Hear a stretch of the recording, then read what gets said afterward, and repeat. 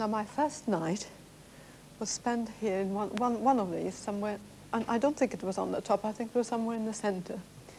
It was best if you could lie on the top, because at least you had a bit of air. But you see, sometimes you couldn't, you had to lie down there. There were about 1,000 people in here, 1,000 women. They had already been in here a few days, and some were dead, some were sitting on here. My mother and I, we scrambled onto here somewhere, and I was lying next to some woman, and it turned out she was a gypsy, you know, and she looked at me, and she sort of looked at my hands, and she said, "You're going to come out."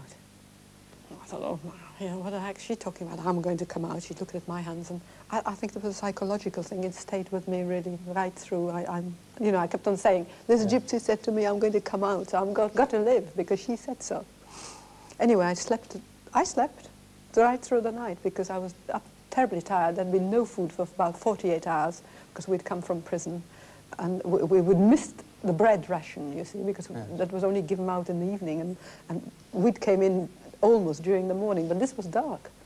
Anyway, I think the day had to be spent outside, but the evening was here, and I'm talking about my first night. And I slept next to this gypsy. And I was terribly cold at night, you see. And because we only had one layer of clothes, and those were the Russian uniform, just a sort of a khaki affair. No, my head had been shaved, and then, you know, I'd never been without hair, so I was terribly cold. And I didn't know why I was so cold. And then a whistle blew, and everybody started rushing out this very first morning. And I shook this woman, you see, and she was cold, you see. And she died in the night, and she was dead for some hours, and this is why I was so cold, because she was dead. And so I said to my mother, I said, now look, she's dead. I know what has got to be done. We've got to have her clothes, and we've got to have her bread ration if she's got one, because it's not good to her. And then it came to me that this was the way to live. You must have it off the dead.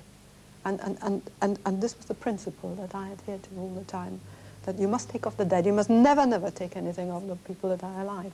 But it's yours if the people are dead. You must take advantage of this. Yes. And so my very first things, I stripped this gypsy, I stripped off everything she had. And so both my mother and I had almost immediately a second layer of clothes and a second bread ration when it was necessary to have.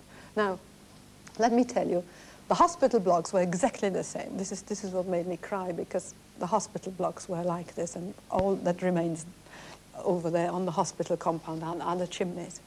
But my mother was in charge of this gate at some nights. And the purpose was not to allow anybody out, because everybody, you know, especially the sick, tried to get out. But I've got out one night, I got out, because I was determined to heat this bloody thing up. And how did you manage that? Well, I saw a heap of wood, and I crawled along, and I got this piece of wood.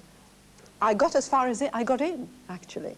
But of course I was followed, and I think I have told you before, I had a public flogging, 25 strokes. And the whip wasn't just one whip with one piece of leather.